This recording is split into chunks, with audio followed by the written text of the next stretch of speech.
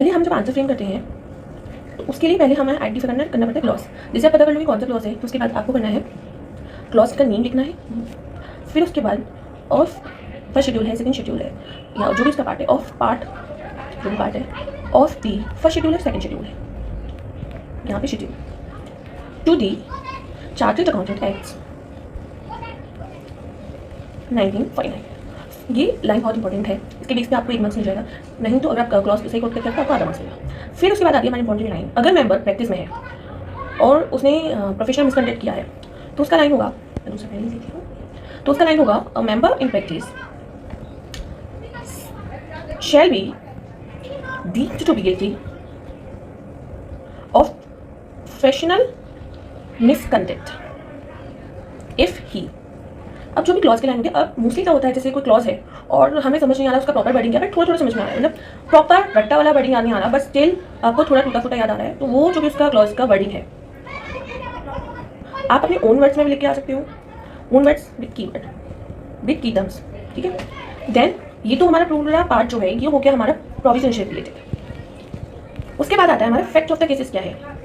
यानी क्वेश्चन में दिया होगा तो आपको यहाँ लिखना है इन द गिवन क्वेश्चन जो भी प्रॉब्लम है। अब मान लो कि कोई आई कैन से कि clause 1 part 1 of the first schedule का वर्डिंग है, जिसमें कि एक चार्टेड अकाउंटेंट ने किसी ऐसे इंसान को बैठा दिया अपने ऑफिस में जो चार्टेड अकाउंटेंट नहीं है, तो आपने वहाँ लिखोगे जैसे मान लो CA के है, नॉट CA के, आई कैन से के is a person who is not a CA but act like the CA, ठीक है, और practice on in the name of CA, name of the CA and CA firm। फिर उसके बाद ना आपको एनालाइज वाला पार्ट आ जाता है, उसमें आप क्या करोगे, उसमें आप लिखोगे डेट सी, जैसे कि हमको ना ये प्रोविजन और फैक्ट ऑफ द केसेस को मिक्स करके लिखना पड़ता है कि देखो हमारे प्रोविजन में ये दिया हुआ है as per the clause, sorry जैसे एज पर दिस क्लॉज, जो भी क्लॉज उसका नाम और पार्ट वगैरह ये सब लाइन वाली लाइन दोबारा से आएगी। उसके बाद ड्यू टू दिस CA के, सॉरी नॉट के is not a chartered accountant and but practice on the name of CA और CA फर्म, जो भी CA होगा उसका नाम आ जाएगा। दैट्स वाई जैसे मान लो CA M इसके नाम पे हो कि प्रैक्टिस करता है, so CA M is deemed to be guilty of professional misconduct. Last line होगी जो भी CA होगा, जो भी CA का नाम दिया होगा है ना, उसको आपको लिखना है CA जो भी नाम है, जो पर्सन है, इज बी